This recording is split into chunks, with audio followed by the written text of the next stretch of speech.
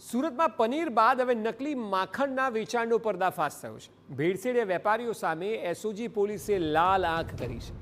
પૂણા અને વરાછા બે વિસ્તારની વધુ 2 ડેરીઓ પર દરોડા પાડ્યા છે. અમૃતધારા અને જનતાર ડેરી પર એસઓજીની ટીમે રેડ પાડી પોલીસે 143 કિલોગ્રામ નકલી માખણનો જથ્થો જપ્ત કર્યો. માખણના નમૂના લીધા અને તપાસ માટે મોકલ્યા. નકલી માખણનો જથ્થો સીઝ કરીને વધુ કાર્યવાહી હાથ ધરાઈ છે.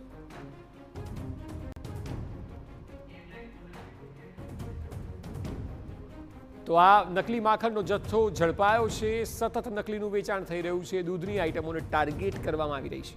પહેલા પનીરનો જથ્થો ઝડપાયો મોટી માત્રામાં, ત્યારબાદ હવે માખણનો જથ્થો ઝડપાયો છે.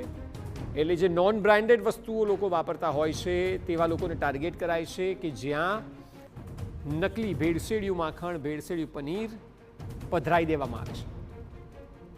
અને હવે તો ઘણી જગ્યાએ એવા કૌભાંડ પણ સામે આવે છે કે બ્રાન્ડેડ કંપનીના પેકિંગ કરવામાં આવે છે એટલે કોઈ પણ થાપ ખાઈ જાય.